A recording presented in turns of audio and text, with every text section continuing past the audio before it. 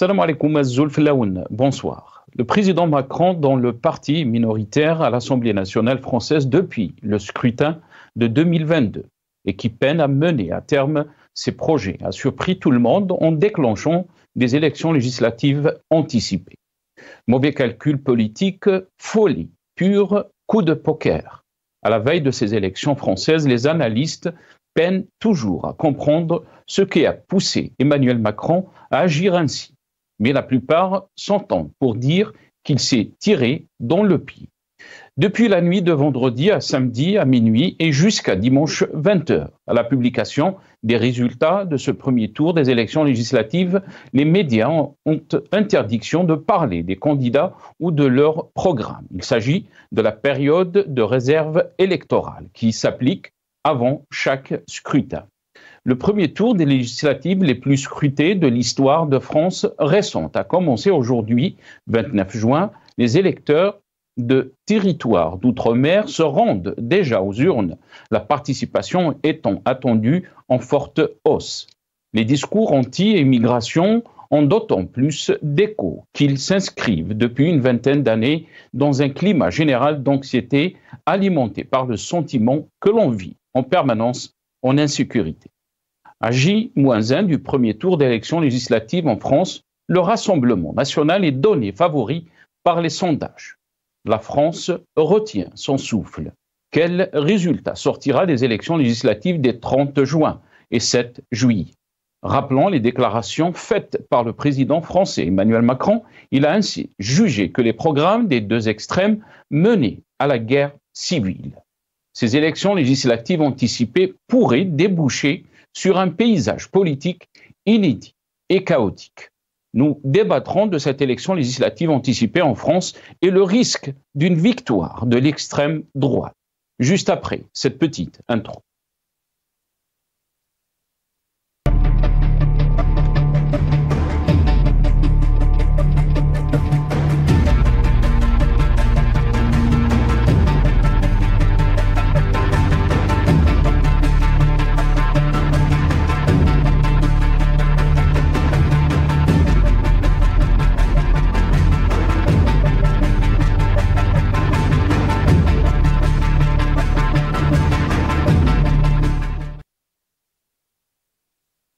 Législative française, une élection de tours et beaucoup d'incertitudes, c'est le titre de notre émission pour ce soir. Et pour en parler, j'aurai le plaisir d'accueillir dans cette émission Cherif Lounès, universitaire. Il est avec nous par téléphone depuis Aix-en-Provence.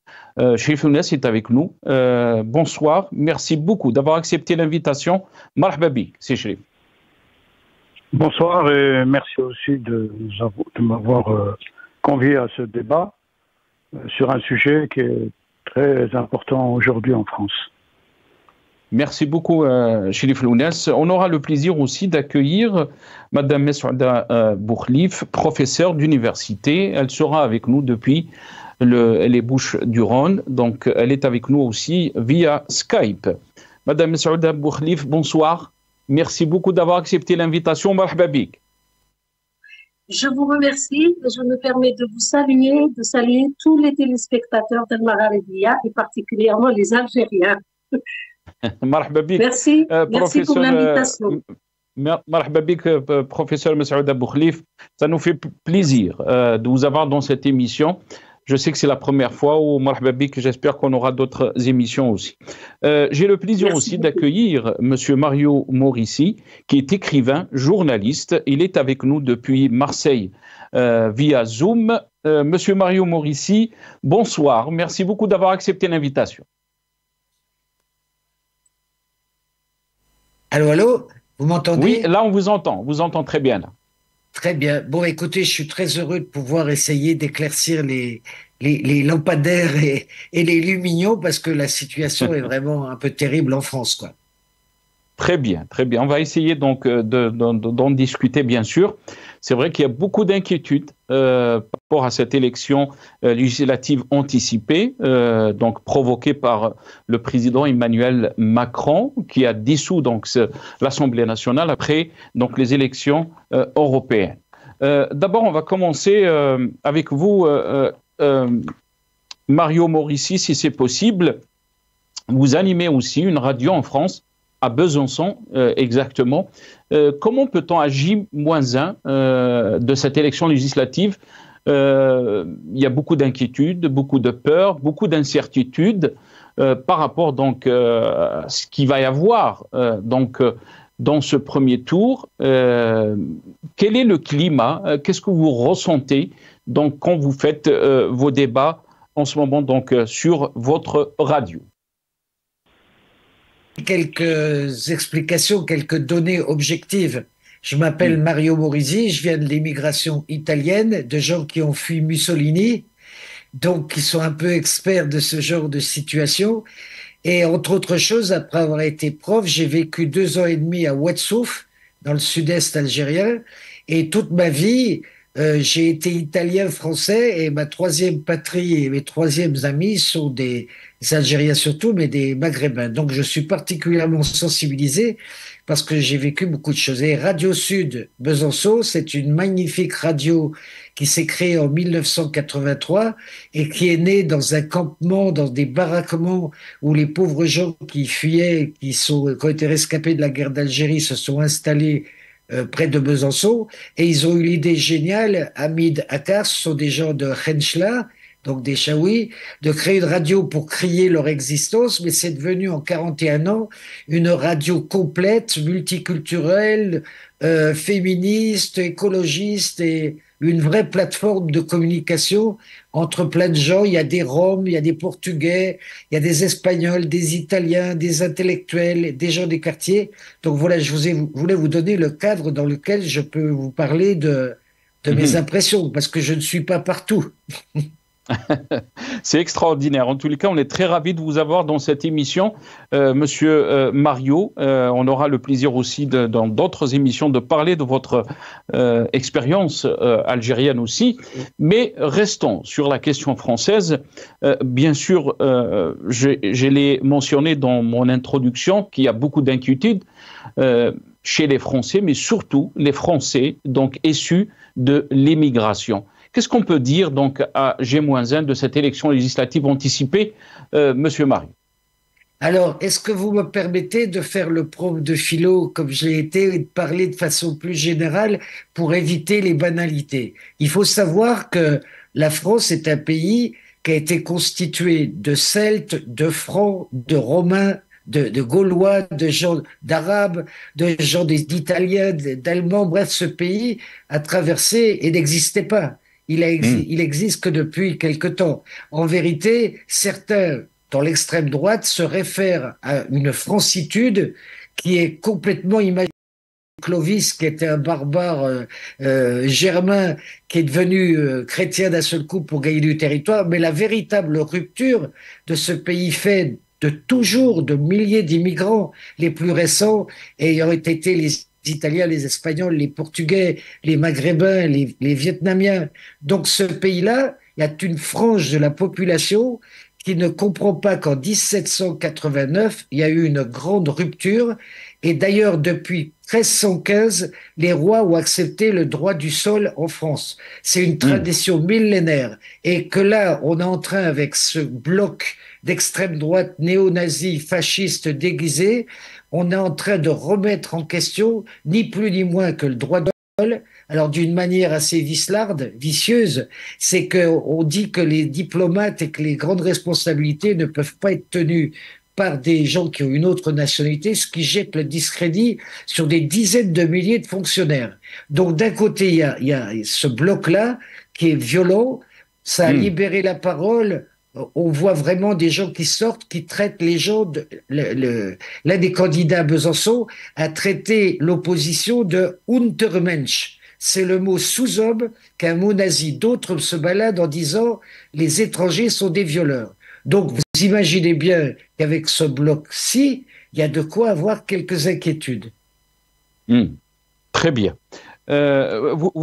Vous avez parlé d'inquiétude, mais avant de passer la parole à Mme Saoud Abou Khlif et à Chérif Lounès, on va essayer de faire passer quelques titres qui ont marqué la presse et les médias français.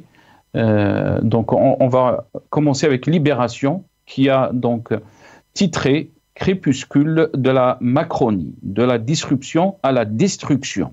7 ans après la conquête triomphale de l'Élysée, les compagnons de route d'Emmanuel Macron s'interrogent. Comment l'aventure a-t-elle pu dériver jusqu'au vertige de la dissolution? Un autre titre aussi, là c'est France 24, législative de Saint-Pierre et Miquelon à la Nouvelle-Calédonie, l'Outre-mer passe au vote, comme je l'avais annoncé. Donc les Français d'Outre-mer ont commencé à voter aujourd'hui, donc samedi. Un autre titre sur Europe 1, législative 2024, de nombreux électeurs encore indécis à la veille du premier tour. Figaro Économie, un autre titre, et qui explique un peu la peur des Français de l'arrivée au pouvoir de l'extrême droite. Législative, menace de grève à la RATP en cas de victoire du Rassemblement national. Et aussi, avant de donner la parole, on va écouter donc ce VTA, donc ce petit reportage qui a été fait par notre confrère Chaaban Qassi, et je reviens juste après à mes invités.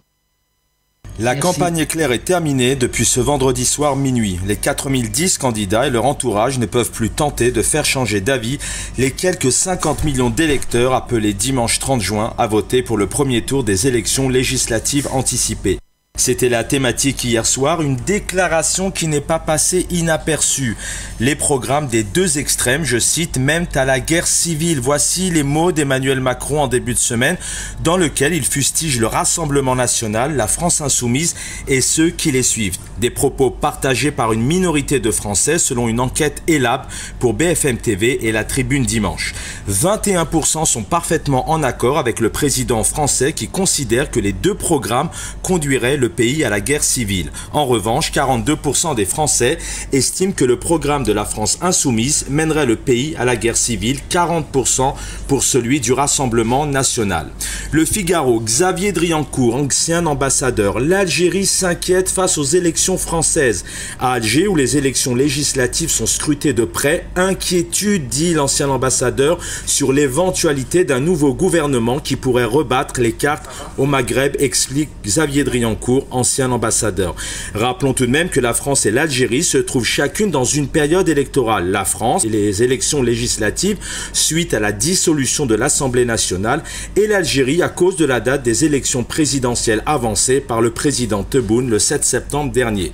Selon l'ancien ambassadeur, les images du G7 à Bari ont montré deux hommes qui peuvent être dans quelques mois représenteront deux pays une nouvelle fois en crise. Tout allait bien jusque-là. Il y a quelques jours côté algérien, puisque les deux pays préparaient cette visite du président algérien pour septembre. Tout de même, les choses ont changé aujourd'hui quant à la présence du président algérien, car depuis les européennes dissolution de l'Assemblée, est-ce que le président algérien pourra venir en France et affronter éventuellement, selon les résultats, un gouvernement du Rassemblement national? Et puis Libération qui revient, crépuscule de la Macronie, de la disruption à la destruction. 7 ans après la conquête triomphale de l'Élysée, les compagnons de route d'Emmanuel Macron s'interrogent. Voici la question. Comment l'aventure a-t-elle pu dériver jusqu'au vertige de la dissolution? On a fait le casse du siècle, jubilaient les colistiers le soir de l'élection présidentielle d'Emmanuel Macron. Aujourd'hui, le changement est là. Finalement, ce sera peut-être la casse du siècle, mais dans l'autre sens. Sidération, tristesse, folie, cette dissolution, dit des anciens proches du président. Quel gâchis, je cite. Voici ce que disent la plupart des fondateurs du macronisme, comme les créateurs d'En Marche, par exemple, comme Philippe Grandjean, Richard Ferrand, qui interpellent ainsi le quotidien Libération. Pensez-vous vraiment qu'est venu le temps des oraisons funèbres? L'heure est grave, le RN est aux portes du pouvoir. Les sondages se suivent et se ressemblent. Participation à hauteur tout de même à 63% selon Ipsos. Le Rassemblement national et ses alliés rassemblent 36% des intentions de vote au premier tour, soit 225 à 265 sièges. Le nouveau Front populaire, quant à lui, rassemblerait entre 28 et 29%. La majorité présidentielle dernière stagne tout de même entre 19,5 et 21%. Les Républicains de 6,5 à 8%. La campagne éclair est terminée. Merci à notre ami, à notre confrère donc Shaban Kassi pour ces titres. On va revenir à Mesroud Abou Khlif si c'est possible, nos amis de la régie. Donc on va revenir sur les déclarations du président français Emmanuel Macron, qui a parlé donc d'une guerre civile. Jamais des mots forts et graves ont été utilisés dans une élection française. On va l'écouter dans ce passage, donc la réaction de la classe politique française par rapport donc à ces déclarations. L'édito politique sur Europe 1. Donc sa réaction par rapport donc aux propos du président français Emmanuel Macron, vous l'avez entendu. Mesroud Abou Khlif, quelle est votre réaction quand vous entendez bien sûr les déclarations qui ont été faites par Emmanuel Macron? Jamais on a vécu donc des élections ou une campagne électorale aussi forte, aussi intense que celle qu'on a vécue donc ces derniers jours. La France est inquiète, les Français sont inquiets et surtout les Français issus de l'immigration. Moi, je vais vous dire l'impression que j'ai eue et celle que j'entends autour de moi, c'est que nous avons l'impression que nous sommes abandonnés par notre président de la République à un parti qui était dans un racisme latent, caché, et qui est maintenant dans un racisme décomplexé, et il leur donne le feu vert, la possibilité de ne plus gêner et d'avoir vraiment la guerre civile, c'est dans sa tête. Elle n'est pas, enfin, je suis désolée, j'ai le respect pour le président de la République, mais dire guerre civile, c'est appeler à ce que ça arrive. Moi, je crois que la communauté est bien sûr bouleversée, perturbée, nous ne trouvons pas de mots, c'est un tsunami et nous attendons à ce que la violence commence pas de la part des nôtres, pas de la part de nos enfants. Nous avons des enfants bien élevés, bien intégrés, qui sont là et qui resteront. Et nous ne partirons pas parce que nous avons bâti, nous avons donné à ce pays. Nous nous sentons, faisant partie de la communauté de façon totale et intégrale, qu'on nous laisse vivre tranquille et qu'on se serve pas de nous. Dans tous les conflits, on nous mêle comme si nous étions responsables de ce qui arrive dans le pays. Maintenant, l'angoisse que nous vivons tous, c'est celle d'avoir à gérer cette violence. Qu'allons-nous faire face à un Front National, un Rassemblement National, mais quel rassemblement? Rassemblement autour de la haine? Non, nous n'avons pas de haine et nous ne voulons pas vivre avec la haine. Mais la peur est là et franchement, on est dans un cauchemar. Professeur Mesroud Abou Khlif, je rappelle que vous avez la double nationalité. Vous êtes française, mais aussi d'origine algérienne. La question de la double nationalité a été aussi au cœur des débats ces derniers jours. On va écouter la réaction de Emmanuel Macron par rapport à cette question et je vais revenir après vers vous. Merci. Constitution, ils ont été rappelés acquis de droit. Il y a aussi notre devise républicaine, liberté, égalité, fraternité. La France s'est construite par des grandes figures. Je rappelle que parmi les premiers, c'est de la République, il y eut des non-français qui ont fait notre République. Notre amour de la liberté, Garibaldi en était et beaucoup d'autres. En arriver là, pouvoir dire cela aujourd'hui, c'est une dissolution des esprits et des consciences. Et je ne m'y résous pas. Et je ne m'y résoudrai jamais, quoi qu'il arrive. Quoi qu'il arrive. Mais ça en dit long. Ce qui se joue dans la parole désinhibée qu'on a ces derniers jours, le racisme ou l'antisémitisme désinhibé, dit quelque chose d'une trahison profonde de ce qu'est la France, ses valeurs, de ce qu'est notre République et ses valeurs. Et cela, nous devons le combattre avec force. Et on doit s'indigner de ces choses-là. Parce que ce n'est pas de la politique, parce que ce n'est pas simplement un vote, c'est la possibilité même de vivre ensemble. Ensemble. Et donc qu'il s'agisse de Najat Vallaud-Belkacem, de tous les ministres, de tous les parlementaires, mais de toutes les femmes et les hommes qui dans notre pays sont français et ont une autre nationalité, parce que leur histoire familiale, parce que l'histoire de la vie, parce que l'exil, les choix d'amour ou de vie professionnelle l'ont fait ainsi, apportent à notre pays. Apportent à notre pays. Et donc nous devons avec force ne pas oublier quelle est notre devise. Professeur Massoud Abou Khlif, des mots très forts du président français. Je vais revenir à vous, bien sûr, Mario Morizet. Des mots très forts par rapport aux valeurs de la France. Oui, oui, tout à fait. Les valeurs de la France, c'est liberté, égalité, fraternité. Mais lorsqu'on parle de liberté, d'égalité, fraternité, nous sommes une communauté qui apportons, qui donnons de la valeur au pays. Nous apportons beaucoup à ce pays et nous sommes là depuis très longtemps. Moi, quand on me dit d'origine algérienne, je suis algérienne.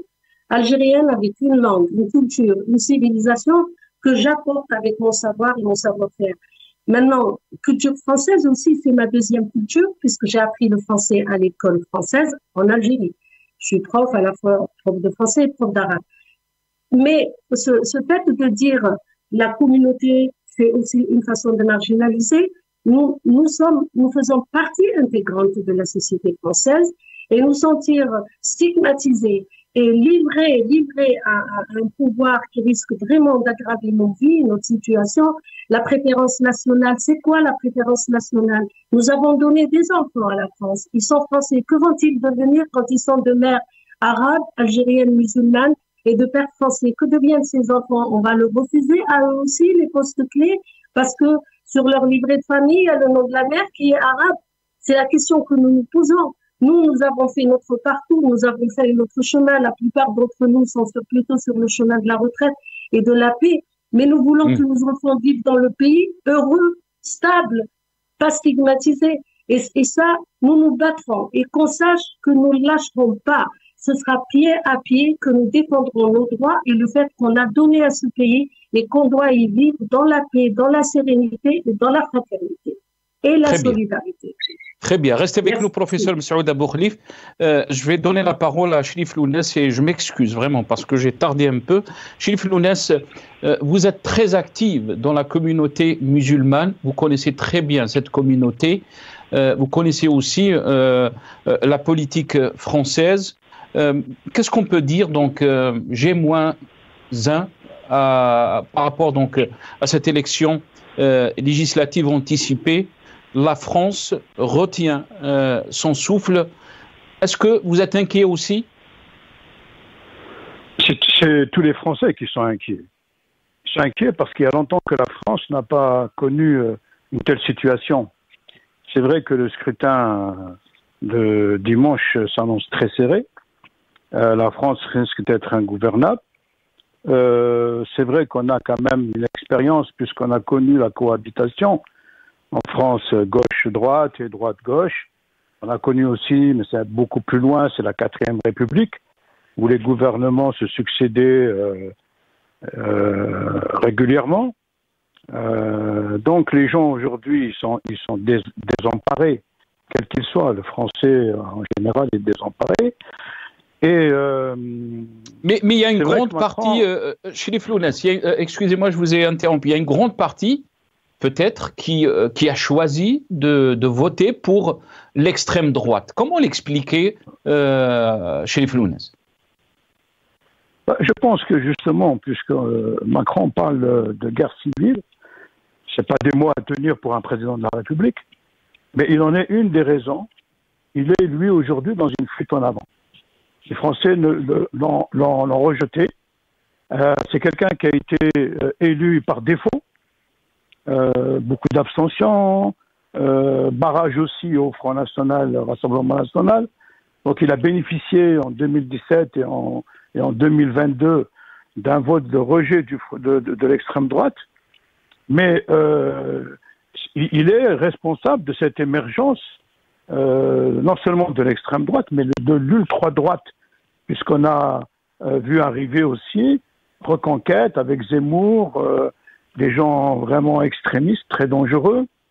Mais voilà, ça fait plusieurs années que ces errements des différents gouvernements de Macron, qui venaient suite déjà au mauvais mandat de M. Sarkozy, au mauvais mandat de M. Hollande, et lui, il est arrivé, et on a eu toute une série de calamités qui a profité à l'extrême droite, et toutes ces erreurs qu'il a commises, hein, c'est lui-même qui est responsable de ça, puisqu'il y a eu plusieurs crises. Rappelez-vous, quand il a été élu en 2017, on a eu le mouvement des Gilets jaunes, parce que les gens n'en pouvaient plus, ils avaient du mal à joindre les deux bouts, ils parlaient de pouvoir d'achat. Dans la foulée, on a eu le Covid, c'est vrai, cette épidémie qui a aussi, été très mal gérée. Alors, on est parti dans tous les sens. Alors, il y a eu des dépenses monstrueuses d'argent, ce qui fait qu'aujourd'hui, la France, elle est lourdement endettée. On est à 3 000 milliards de dettes. Elle est juste derrière la Grèce et l'Italie. Donc vraiment, on est dans une situation économique désastreuse. Ensuite, nous avons eu d'autres effets de la guerre en Ukraine qui a fait flamber les prix en France, les prix des produits de première nécessité. Il y a eu, dans ce deuxième mandat, la réforme de la retraite, où pratiquement tous les Français étaient contre. Elle est passée en force. Dans ce deuxième mandat, il est passé au niveau du Parlement avec le 49.3 pour imposer les lois, sans débat, sans que le Parlement puisse intervenir. Il a mis en cause aussi les assurances chômage, social, etc. On a encore eu dernièrement, et ça c'est quelque chose de dramatique, que les Français ont eu du mal à vivre, c'est ce qui se passe à Gaza. Il y a eu le 7 octobre l'action du Hamas, mais il y a eu tous ces bombardements qui continuent jusqu'à aujourd'hui. Les Français, on en a eu assez, parce qu'on voit des images terribles. Et ce qui fait que ce débat de la Palestine est entré aussi dans le Parlement. On a eu des blocs, on a eu des députés inconditionnels d'Israël, on a ceux qui ont pris des positions courageuses pour demander le cessez-le-feu, qu'il y ait la paix, qu'on reconnaisse l'État palestinien. Donc ça a fait des tas de tensions au niveau du Parlement. Et donc tout cela, c'est avec effectivement l'exploitation de l'immigration, du thème de l'immigration. Les migrants, c'est vrai, les migrants arrivent en masse, que ce soit du côté de la frontière espagnole, la frontière italienne, par la Méditerranée. Donc ce qui fait qu'il y a tout un cafouillage, tout un ensemble comme ça, que n'a pas su gérer Macron et ses différents gouvernements.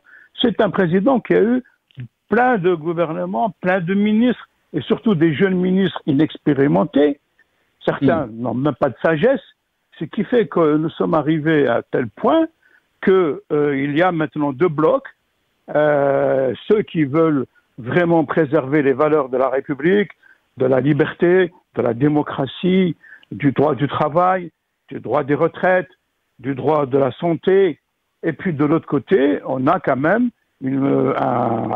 cette tendance d'extrême droite qui va peut-être bouleverser la situation en France. Mais moi, je suis quand même confiant parce que le pays a déjà traversé plusieurs crises et je pense que tous les Français feront l'effort de pouvoir faire front à toutes ces contradictions et ils finiront par triompher et sauvegarder la cohésion sociale. C'est ce qui est le plus important. Je donne un dernier exemple. L'Italie, par exemple, qui a voté pour l'extrême droite, le pouvoir qui est arrivé en Italie, qui était un peu descendant du Mussolini, fasciste, etc., toute cette idéologie, comme on a en France maintenant cette idéologie de l'époque de Vichy qui est en train de revenir, où on met en cause certaines personnalités à cause de leur origine qui ne pourraient pas occuper certaines fonctions. Ça, c'est Vichy, hein, vous savez. Et donc, l'Italie, par exemple, la première des mesures qu'a prise la nouvelle chef du gouvernement italien, Moroni, c'est de régulariser 400 000 travailleurs immigrés. Pourquoi ? Parce que l'Europe, la France, l'Italie, l'Allemagne, etc., ont besoin d'immigration parce qu'il y a la dénatalité. Donc, mais il faut réguler et ne pas faire porter ce fardeau à ceux qui sont déjà installés ici, comme par exemple notre ami Mario Morisi, qui remonte à plusieurs générations en France. On va pas et même les Algériens qui remontent à plusieurs générations en France, plus d'un siècle. On ne peut pas les remettre en cause comme ça du jour au lendemain. Mais pourquoi? Parce qu'on a laissé aussi, et là je termine sur ce chapitre, parce que malheureusement je ne pourrais pas rester jusqu'à la fin, l'émission étant un peu tardive pour moi, on a laissé aussi se développer cette idéologie, on a laissé se libérer du discours populiste, extrémiste, raciste, islamophobe, notamment dans ces médias privés, parce qu'en France, on a permis, avec la TNT, l'existence de chaînes privées qui appartiennent à des riches oligarques, comme par exemple Bolloré, et ils se permettent, depuis des années, de développer un discours, même s'ils sont sanctionnés, parce qu'on a ici en France l'ex-CSA et l'ARCOM qui sont des régulateurs de tout ce qui concerne les médias. Ils ont pris plusieurs sanctions contre CNews, C8 et Bolloré, il paye tout ce qui est amende parce que ça lui coûte rien. Ils ont été condamnés en justice, mais ils sont toujours à l'antenne et ils continuent encore à inciter à la haine. Encore aujourd'hui, et là je termine vraiment, et encore aujourd'hui, par exemple sur CNews, le titre c'est « Va-t-on vers l'affrontement civil ?» Vous vous rendez compte? Ça veut dire qu'ils font peur aux Français pour que comme ça, ils donnent une majorité à l'extrême droite et donc ils continuent alors que vous avez bien expliqué qu'on est en période de réserve électorale. Mais les chaînes privées, ils ont des chroniqueurs, des journalistes idéologiques. Pardon, allez-y. Très bien. Restez avec nous, Chérif. Je sais que vous devez nous quitter peut-être avant la fin de cette émission, mais c'est très important d'avoir vos analyses par rapport à la situation que vit la France, juste avant cette élection législative. Bien sûr, il y a beaucoup d'indécis français, et la question qui se pose, pourquoi les jeunes aussi votent pour cette extrême droite? On va écouter dans ce petit reportage, cette petite vidéo, les intentions des Français, ou peut-être pourquoi ils sont indécis à voter pour l'un ou pour l'autre. On écoute. Aller voter, on l'a compris, oui, mais pour qui? On ne parle ni des programmes, ni des candidats aujourd'hui sur Europe 1. Nous sommes en période de réserve, donc c'est interdit. En revanche, on parle de vous. Est-ce que vous avez déjà fait votre choix? Bonjour Noémie Loisel. Bonjour Lénaïque, bonjour à tous. Correspondante d'Europe 1 à Lyon. Est-ce que les Lyonnais, comme une bonne partie des Français, ne devraient pas changer d'avis d'ici demain? Oui, comme la plupart des Français ici sur le marché, la majorité des Lyonnais savent pour quel candidat ils voteront demain, comme Pierre, ce retraité de 75 ans. Moi, c'est très clair. Ma décision, elle date depuis toujours de que la personne qui me représente correspond à mes valeurs. Mais d'autres habitants comme Aurore, cette juriste de 29 ans, ne votera pas de bon cœur, mais plutôt par dépit. J'irai voter, mais je ne suis pas totalement convaincue par les différents partis. Il y a un petit peu l'impression de ne pas vraiment être représentée par rapport à la réalité du quotidien des Français. Comme Aurore, Brice, ce commercial de 44 ans, ne se retrouve dans aucun programme politique, alors il ne sait pas vers quel parti se tourner. On a vu des retournements de situation dans tous les sens, tous les programmes des différents candidats. Dans l'absolu, il n'y a pas grand-chose qui me convient. Je me pose la question de savoir quel bulletin je vais mettre demain. À quelque part, Arnaud, ingénieur de 41 ans, lui aurait souhaité plus de temps et plus d'informations pour se décider. Ce qui m'embête, c'est que je ne connais pas très bien les candidats. Sur les professions de foi que j'ai reçues, il n'y en a que 2 qui ont fait l'effort d'une profession de foi de se présenter, de présenter leurs suppléants. Il y a même des professions de foi où en fait on voit que la tête de liste nationale. Malgré toutes ces interrogations, la majorité des Lyonnais comptent bien se rendre demain au bureau de vote et certains indécis pourraient bien finalement ne pas faire de choix et voter blanc. Merci Noémie Loisel, correspondante.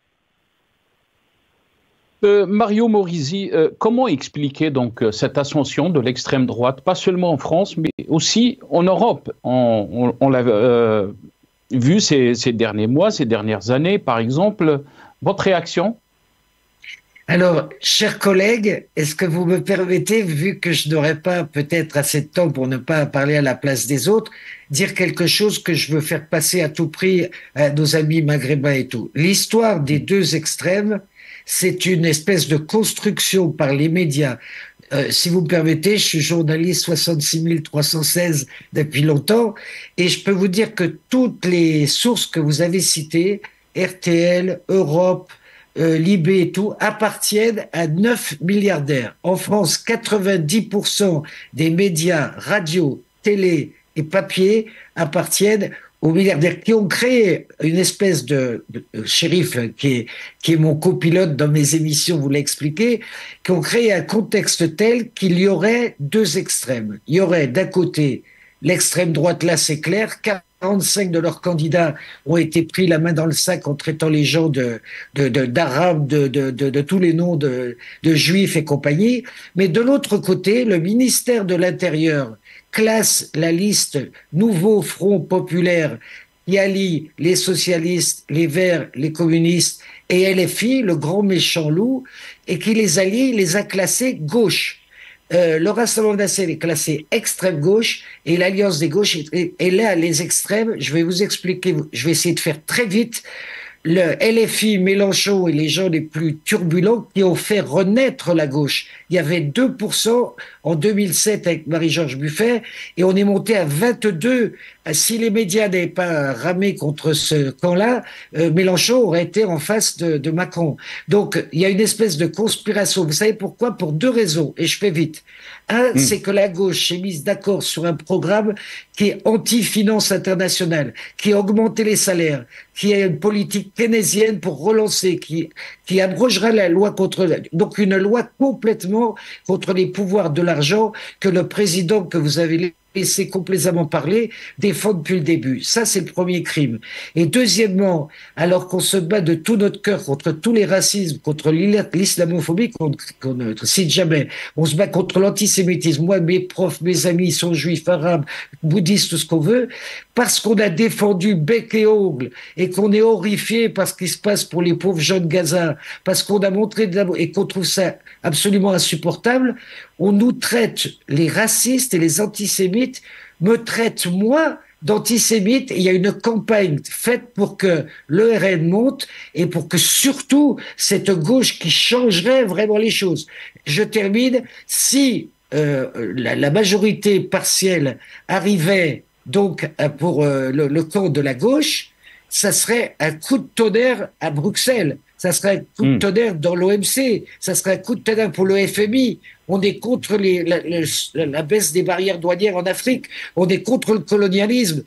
On voudrait que la France et le Maghreb échangent des hydrocarbures en échange on voudrait que la Méditerranée revienne. Donc on n'est plus dangereux, pas parce qu'on est extrémiste, mais parce qu'on défend vraiment une autre vision du monde et qu'on en a marre des occidentaux anglo-saxons qui détruisent tout sur leur passage. On veut la paix dans le monde. Alors j'avais besoin de vous dire ça. Excusez-moi de ne pas avoir répondu directement à votre question. Très bien. Je vous en prie, si vous voulez répondre donc par rapport à la question, comment expliquer donc cette ascension de l'extrême droite, non seulement en France, mais aussi dans les pays européens. Si vous voulez répondre très rapidement, je vous laisse la parole aussi à professeur Messaoud Daboukhlif. Eh bien, je fais très vite. Vous savez, c'est clair. Il y a toute une population, on appelle ça la nouvelle France. Alors, excusez-moi, il y a une pétarade dans ma rue. Ça s'appelle la Nouvelle France. C'est une idée qui vient de Chamoiseau, grand écrivain antillais, de Frantz Fanon. C'est-à-dire que quand les peuples vivent et se mélangent ensemble, ils ont la fierté de leurs racines, mais ils fabriquent un nouveau monde. La Nouvelle France, que je dis haut parce que franchement, j'ai participé à la naissance des Insoumis du Parti de gauche et je connais personnellement Mélenchon. On voudrait une jeunesse comme on la voit dans les manifestations, une femme avec un foulard, un boulanger français tout roux, des noirs, des gens, et fabriquer une génération qui pourra vivre bien, étudier et peut-être prendre en main la paix dans le monde et surtout la catastrophe climatique. Donc le fait de vouloir ça en face, les gens, ils veulent une France qui n'existe pas, de roux, de blancs, de gens c'est complètement surréaliste et avec des lois carrément, mais dangereuses, pire qu'à l'époque de Rosa Parks et des civil rights en Amérique. Très bien. Restez avec nous, Mario Morisi. Monsieur Daboukhlif, votre réaction donc, par rapport à cette question. Vous avez entendu Mario Morisi, mais aussi Chérif Lounès. Oui, intervenir après deux éminents professeurs et analystes, tout a été pratiquement dit, mais moi je vais ajouter que bien sûr, on est en période, la veille d'une élection, on ne peut pas trop dire de choses parce que sinon ça implique nos partis. Mais je fais quand même partie du nouveau. Je fais campagne pour le nouveau front populaire. En réaction au Front national, il y a eu bien sûr le Front populaire. Je vais vous dire, ils ne pourront pas nous faire asseoir, ils ne pourront pas plier par rapport à nos valeurs. Nous avons des valeurs ancrées. Je suis militante du PS depuis 20 ans. Je milite avec ces équipes depuis longtemps. Toutes les campagnes, je les ai faites parce que j'ai des tripes de militantes qui a mené un combat en Algérie, qui a été une secrétaire nationale élue. Donc, il y a une chose, c'est que nous aimons nos langues, nos cultures, nos civilisations, et nous aimons les citoyens avec lesquels on vit, mais on ne nous fera pas revenir sur ce que nous sommes. Nous sommes pour la paix, nous sommes pour la solidarité, nous sommes pour la sérénité. Et ça, nous avons de l'éducation. Ils ne pourront pas nous enlever nos valeurs. Maintenant, nous stigmatiser parce que nous sommes étrangers, nous ne sommes étrangers qu'à celui qui n'aime pas. Nous n'avons pas de haine dans nos cœurs et nous voulons travailler. Nous sommes des enseignants en majorité, des parents. Nous voulons la paix et ils ne nous mèneront pas à la guerre civile qui est dans leur tête parce que c'est leur fantasme qu'il y ait une guerre civile pour justifier tout ce qui a été mal fait. Ils ont des comptes à rendre par rapport à la gestion de ce pays, par rapport à la misère dans laquelle on se trouve. 10 millions de pauvres en France. Beaucoup de personnes n'arrivent pas à arriver la fin du mois sans faire un crédit. Les étudiants ne peuvent prendre qu'un repas par jour, ils sont obligés d'aller au resto du cœur. S'il n'y avait pas la solidarité de ce peuple qui est toujours là pour relever la tête, aider, il y aurait beaucoup de gens qui seraient partis parce qu'ils seraient morts parce qu'ils ne peuvent pas résister à cette violence. La violence, elle est là, elle est économique, elle est la stigmatisation, elle est la différence qu'on fait entre nous. Et ça, nous allons rebâtir parce que nous voulons que ce pays se mène et nous voulons que nos citoyens soient heureux dans ce pays qu'ils ont choisi. Donc, qu'ils arrêtent de nous monter les uns aux autres, ça ne marchera pas. Ça ne marchera pas et nous serons des résistants jusqu'au bout. Voilà ce que je peux dire. Très bien. Restez avec nous, professeur Messaoud Abou Khlif. Chérif Lounès, je vais revenir vers vous. La question qui se pose souvent, c'est que le rôle de la communauté maghrébine ou la communauté musulmane, souvent on lui reproche donc de ne pas voter, de ne pas s'impliquer dans la politique. Votre réaction, et si elle ne s'implique pas, pourquoi ? Pourquoi donc cette communauté ne joue pas son rôle politiquement? Personnellement, je pense que la communauté musulmane réagit comme les autres communautés. Elle est française d'abord. Comme tout Français, ils ne sont pas très mobilisés. Il y a un grand taux d'abstentionnistes en France, il faut le reconnaître, parce que les gens ne croient plus à certaines politiques. Ils ont expérimenté la droite, ils ont expérimenté la gauche, et malheureusement, le constat a fait que, à un moment donné, ils ne voient pas l'intérêt d'aller voter. C'est le cas de beaucoup de Français. Aujourd'hui, il y a quand même une mobilisation parce qu'ils voient arriver le racisme, ils voient arriver l'islamophobie, de même que chez les autres citoyens. Tous les citoyens sentent que le pays est menacé par l'extrême droite et par certains groupes fascistes. On a vu des centaines de gens manifester avec des bannières nazies et en disant on est chez nous, etc. Comme si les autres Français n'étaient pas chez eux, ce qui est inadmissible. Mais c'est vrai que la communauté musulmane, par rapport aux autres communautés, qu'elles soient catholiques, protestantes, juives, arméniennes, orthodoxes, etc., n'est pas assez bien structurée. Voilà. Ça, c'est une des premières choses. Elle est mal représentée.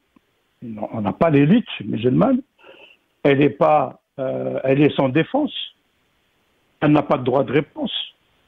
Et elle est absente dans les débats. Et ça, c'est la question qu'il faut poser à tous ces soi-disant représentants musulmans qui, depuis peut-être 30 ans, n'ont pas réussi à empêcher que des préjugés, que des propagandes mensongères s'attaquent à la religion musulmane en parlant des terroristes, on met de l'islam partout, islam terroriste, islam gauchiste, islam ceci, islam cela, alors que la religion musulmane, elle est en dehors de tout ceci. toutes les critiques qu'on lui met sur le dos sont complètement erronées et fausses. C'est que de la propagande.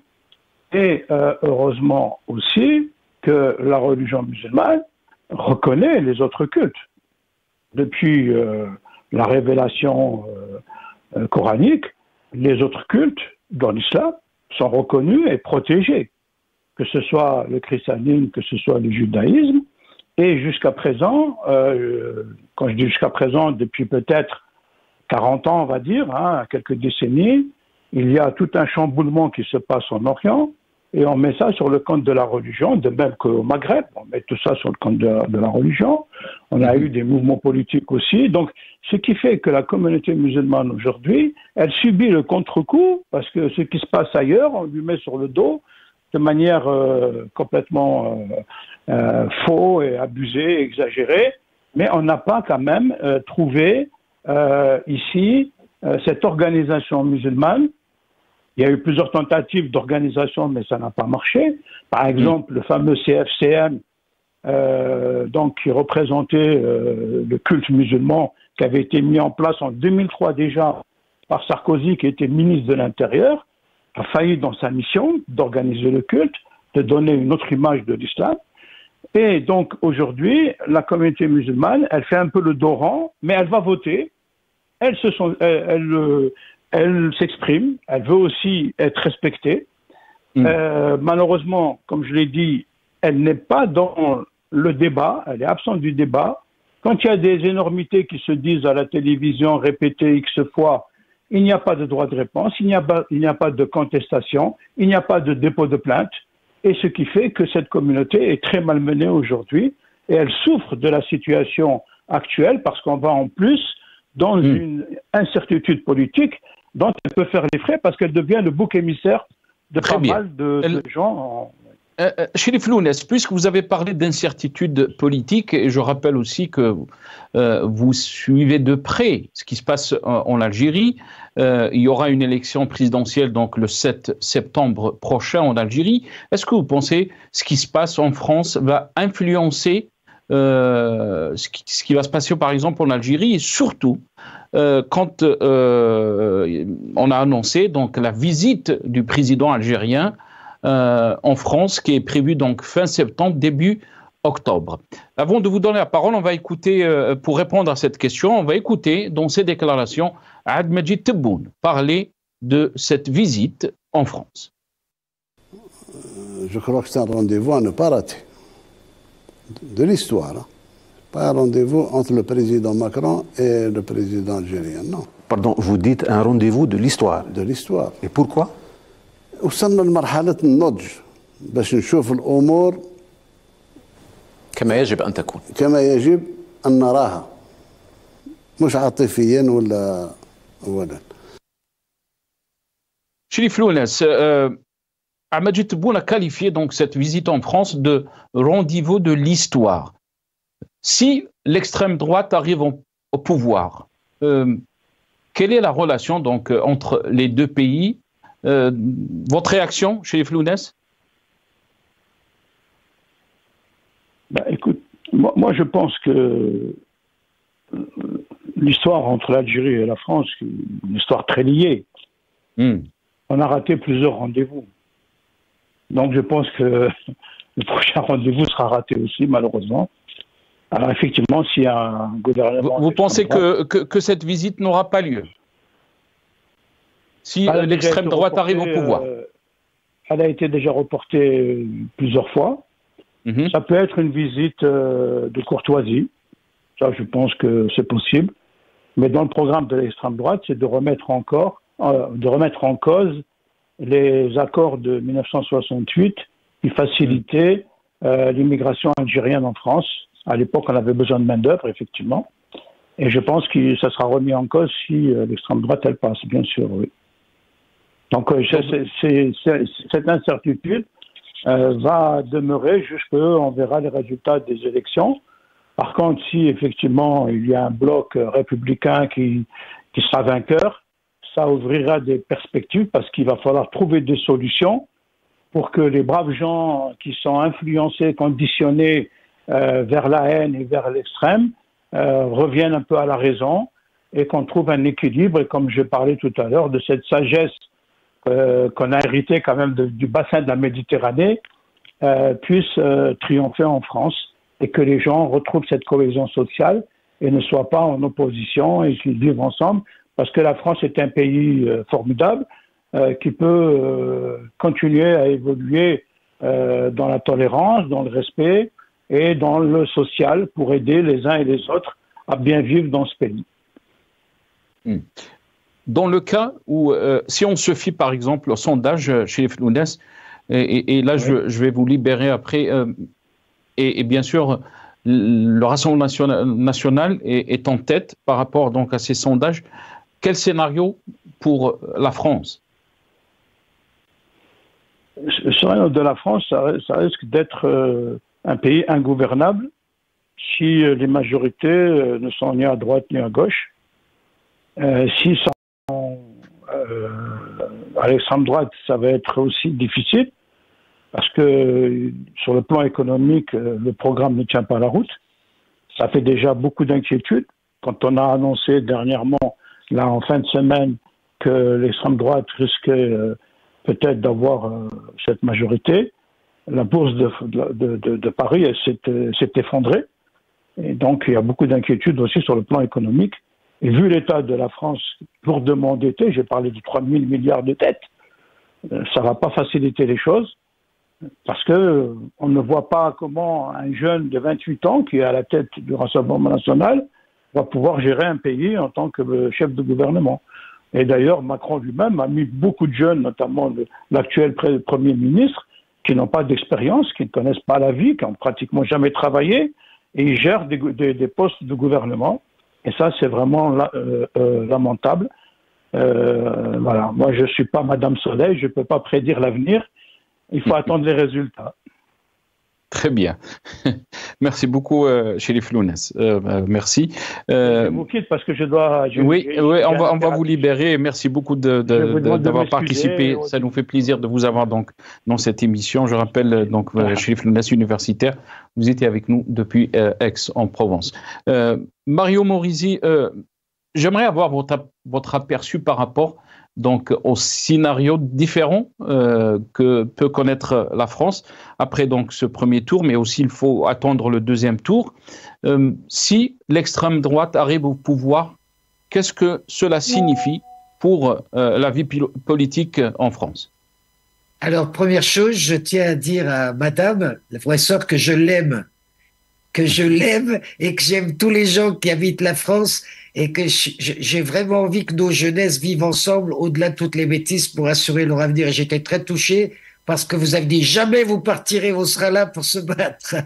Donc l'autre chose, c'est que je vais essayer, vous me permettez de faire un peu de pédagogie, je peux pas m'empêcher. Il y a 577 petites élections qui sont disséminées aussi bien dans les 5 continents.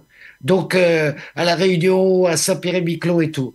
Ces 577 petites élections sont imprévisibles. Or, les instituts de sondage qui nous empoisonnent la vie appartiennent aux 9 milliardaires, tous, Elab, IFOP, Ipsos, et chaque fois, le jour des élections, alors là, je vais vous aider à comprendre ce qui va se passer si vous regardez la télé française, à 20h, il y a des estimations. Les estimations ne peuvent être faites que sur les petits villages, les milieux ruraux, parce que ça a bouclé à 18h. Donc, il y a 700 enquêteurs sur des milliers de bureaux qui envoient des sondages qui disent des tendances. Dans Le Monde, dans la rubrique Les décodeurs, les spécialistes ont dit que c'est de l'approximation totale et c'est même de l'intoxication pour que les gens voient le premier résultat. Ensuite, les bureaux des villes de 20 000, 30 000, 50 000 habitants ferment à 19h. À 19h, il faut 1 heure pour dépouiller.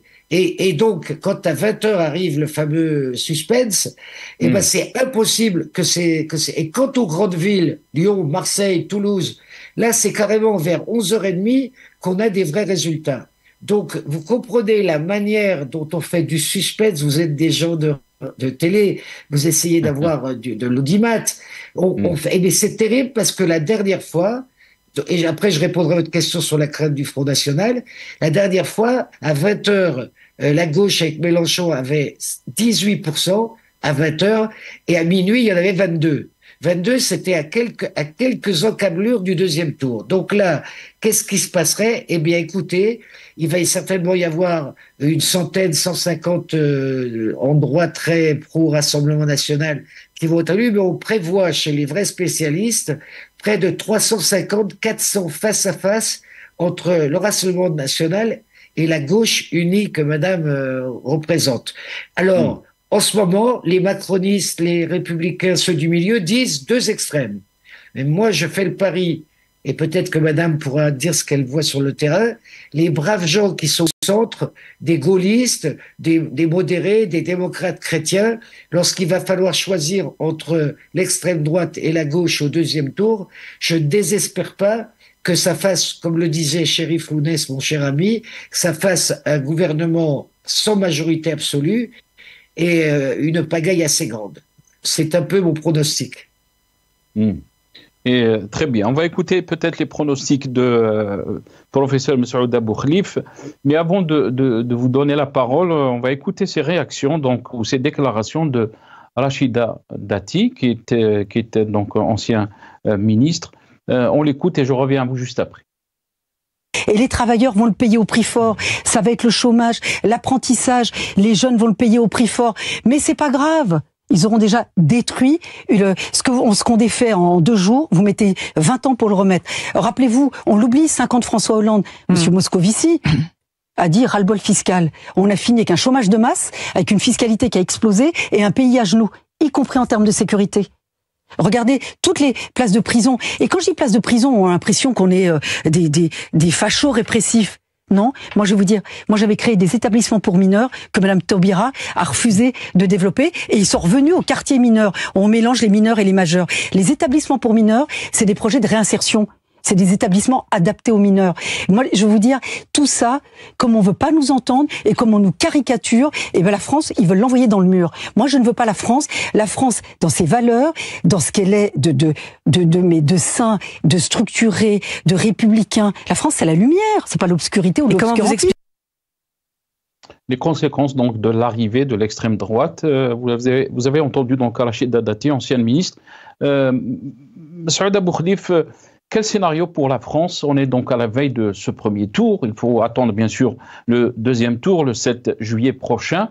Qu'est-ce que vous en pensez? Si, et là, bien sûr c'est conditionnel, si l'extrême droite arrive au pouvoir, qu'est-ce que cela veut dire pour la France? Non seulement à l'intérieur, la politique intérieure, mais aussi à l'extérieur, ses relations avec les pays du Maghreb, ses relations avec l'Europe, avec aussi d'autres pays, sa position par rapport donc à cette guerre entre l'Ukraine et la Russie.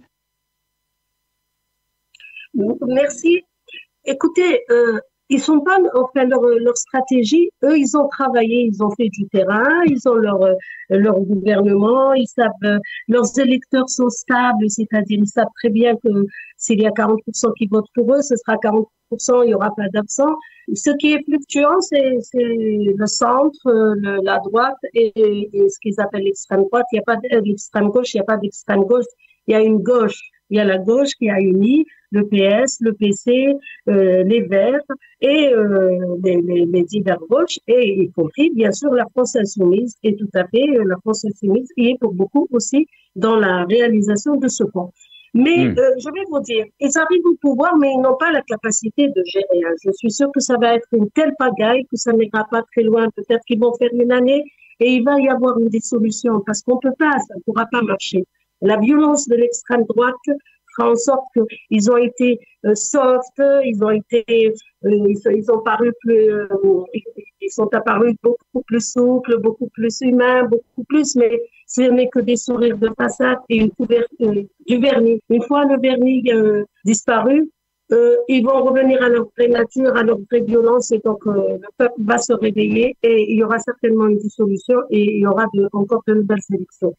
Maintenant, le Front uni, il fait face et il fera face, et nous aussi, les nôtres sont prêts à gouverner parce qu'ils ont un bon programme qui a quand même été approuvé par 300 économistes, et y compris un prix Nobel d'économie. Donc ces gens-là qui se sont engagés derrière le nouveau Front populaire, ce sont des gens sérieux qui ont travaillé, qui savent aussi ce qu'ils font.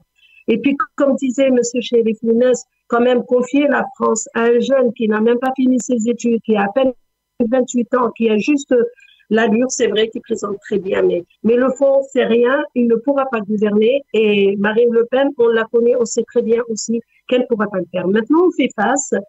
Je réponds aussi pour aller un peu plus vite, par rapport à la relation avec l'Algérie déjà en premier lieu. Je pense que le président Tebboune ne sera pas ravi de venir serrer la main à ce jeune Bardella qui a le vent en poupe. Et l'Algérie doit défendre ses ressortissants parce que nous sommes Algériens, nous le resterons franco-algériens et nous revendiquons les deux nationalités. Et ils n'accepteront pas qu'on se fasse humilier, qu'on se fasse stigmatiser et qu'on subisse la violence de l'extrême droite. Ça va changer la donne, ça va changer les relations, y compris entre les deux pays, et dans le Maghreb et dans le monde arabe et musulman, et dans le monde entier. Je crois que c'est pas uniquement pour la France, c'est un tsunami pour le monde. Parce que la France a toujours été, on dit là, le pays des droits de l'homme, mais si le pays des droits de l'homme, l'extrême droite d'arriver au pouvoir comme si c'était facile, ce n'est pas facile. On va faire face à une période très difficile. Il va falloir qu'on soit solidaires, unis, et toujours avec nos propres valeurs, on ne va pas dévier. Voilà. Et il y a de l'espoir parce qu'il n'y a jamais que ça, l'espoir. Très très bien. Merci Restez avec beaucoup. nous. Restez avec nous, M. Saouda Boukhlif. Mario Morissi, sommes-nous dans une période d'incertitude? Vous avez entendu M. Saouda Boukhlif parler même de tsunami et peut-être ce résultat des législatives anticipées pourra changer la donne, avec non seulement à l'intérieur, mais aussi à l'extérieur. Qu'est-ce que vous en pensez?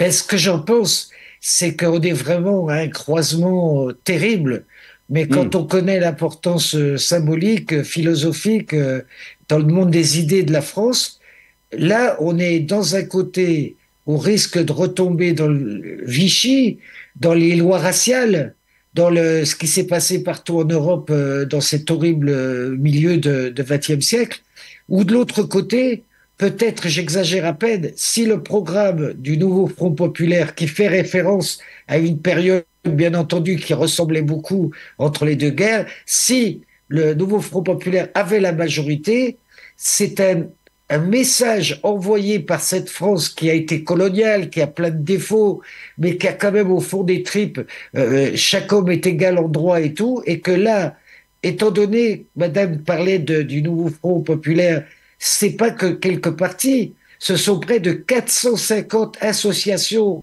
ONG qui se sont mis ensemble, qui travaillent depuis 10 ans, Emmaüs, ATD Quart Monde, les féministes, tout ça, c'est tout un peuple qui s'est réveillé dans le ciel.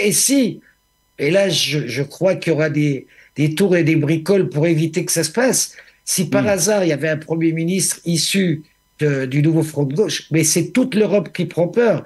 C'est le capital. Alors, vous savez, une autre chose, je termine, il y a la géopolitique. On nous a dit qu'on n'était pas d'accord. Le nouveau Front populaire s'est mis d'accord sur soutien à l'Ukraine, offensive, pas d'attaque contre le territoire russe, et d'autre part, stop à la guerre à Gaza, reconnaissance de la Palestine. Donc vous imaginez que et on parle aussi de parler avec les BRICS. Les BRICS, c'est une réaction Brésil, Inde, Russie, Afrique du Sud et les pays d'Arabie Saoudite pour essayer de mettre en face du dollar et de la toute-puissance américaine, de mettre une monnaie qui serait le Sud profond, comme on dit. Donc nous, au lieu de prendre les patins de l'Angleterre et de l'Amérique, on déciderait d'être entre les deux, comme le général de Gaulle qui a décidé d'être non aligné, ou comme Dominique de Villepin qui a refusé la guerre en Irak. Un tremblement de terre incroyable, et c'est les puissants qui trembleraient pendant un moment.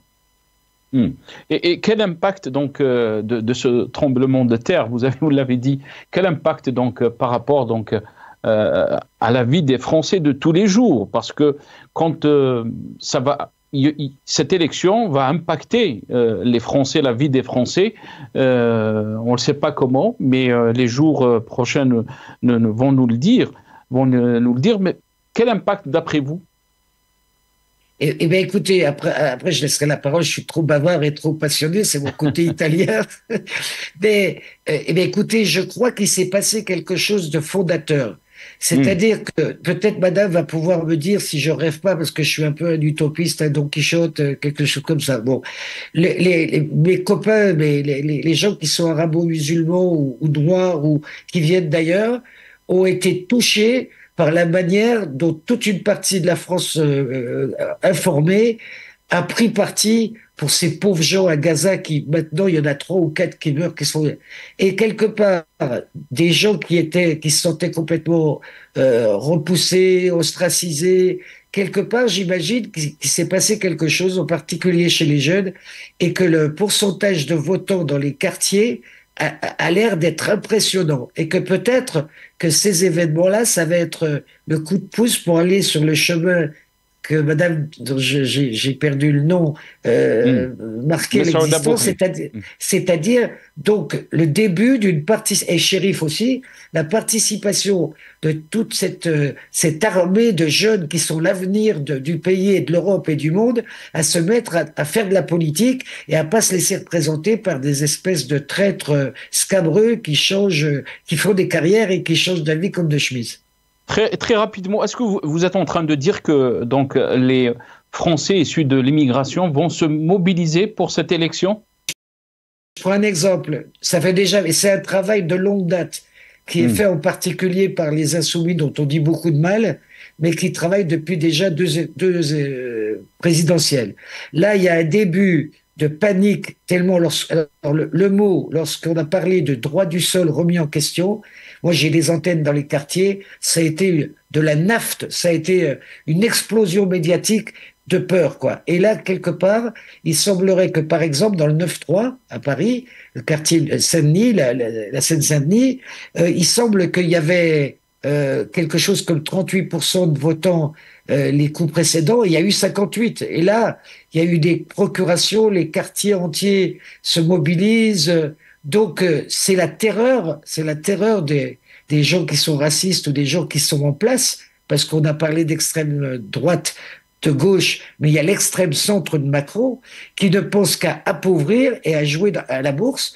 Donc ces gens-là vont vraiment paniquer, et ce qu'on peut craindre, c'est comme en 80 et 83, lorsque Mitterrand a été élu, 2 années de réformes superbes, d'augmentation, après la réaction des marchés qui ont fini par mettre fin à l'expérience. Très bien. Saouda Bourlif, le rôle donc de la communauté maghrébine ou musulmane, mais aussi les Français issus de l'immigration, face à ce risque donc de l'extrême droite. Oui, alors je vais vous rappeler que M. Emmanuel Macron, notre président, avait promis qu'il tiendrait compte du fait qu'il a gagné les 2 fois de suite grâce au Front républicain organisé par la gauche. À chaque fois qu'il y a eu un problème en France, que ce soit du temps de Chirac, que ce soit à chaque fois, la gauche a toujours réagi au Front républicain, et il avait promis qu'il en tiendrait compte. Il se trouve qu'on lui a sauvé la mise 2 fois, et que cette fois-ci, lui, apparemment, il dit ni gauche ni droite, ni l'un ni l'autre, et parler de la gauche comme extrême gauche, c'est vraiment une humiliation, et ce n'est pas juste du tout, c'est vraiment énorme. Donc voilà, ils ne nous rendent pas à l'appareil, mais c'est pas grave, nous restons des républicains, nous restons des légalistes. Maintenant, ce qui peut arriver, de toutes les façons, on fait face. Par rapport aux jeunes, moi j'ai remarqué que le lendemain, on s'est réveillé avec un choc incroyable, et on s'est dit, comment on va faire? Et on se retrouve à distribuer des tracts, à essayer de... Mais on a eu des jeunes qui nous voyaient dans la rue, qui venaient, qui nous donnaient leurs coordonnées en disant, je suis prêt à boiter, je suis prêt à téléphoner, je suis prêt. Des jeunes comme ça qu'on n'a jamais vus. Moi, j'ai fait toutes les campagnes, j'en ai fait des dizaines. Celle-ci, elle est vraiment incroyable. Hommes, femmes, jeunes, étudiants. Il y a quand même, parce qu'on a touché à l'âme de la France, aux valeurs de la France. Et ça, je crois que le peuple français a une valeur, c'est-à-dire qu'il ne supporte pas l'injustice. Et cette grosse injustice qui risque d'arriver, celle d'être malmenée par un front d'extrême droite violent, je crois que les Français ne l'accepteront pas, et on a encore de l'espoir de rebâtir ensemble. Mario Morisi, il me reste 2 minutes. Très rapidement, aussi, Msaouda Boukhlif. J'aimerais le saluer. Oui, je vais vous rendre la parole. Je vais vous rendre la parole. Mario Morisi, Msaouda Boukhlif a parlé d'espoir dans cet environnement, donc, et aussi cette expérience que le peuple français est en train de vivre, cette inquiétude du futur. Est-ce qu'on peut parler de l'espoir, d'après vous, Mario Morisi? Oui, je vais faire vite puisque madame doit partir. Ce que je veux dire, c'est que les images des manifestations, des meetings du nouveau Front populaire, je suis très sensible. Je vois des dames avec un foulard, je vois des gens bruns blonds, je vois des gros, des petits, des noirs, des gens de tous les côtés. Je les vois des étincelles dans les yeux. Et il y aura un futur à faire. C'est pas les vieux bougons comme moi et comme tous ceux qu'on voit défiler, même des vieux bougons de 35 ans, qui vont le faire. C'est ces jeunes qui doivent se battre pour le climat, pour la fraternité universelle et pour pouvoir vivre, s'aimer et quelque part empêcher les catastrophes, les guerres et surtout les manipulations. Donc, quelque part, je suis comme Don Quichotte. Tout est perdu, mais jamais ils nous arrêteront. Merci beaucoup Mario Morisi. Merci, et ça m'a fait vraiment plaisir de vous avoir aujourd'hui. Je vais laisser le mot de la fin à Msaouda Boukhlif, très rapidement, 1 minute. Je vous remercie pour cet honneur. Je salue ce cher professeur qui est admirable et j'aimerais bien avoir encore plus de débats avec lui. On aura l'occasion peut-être.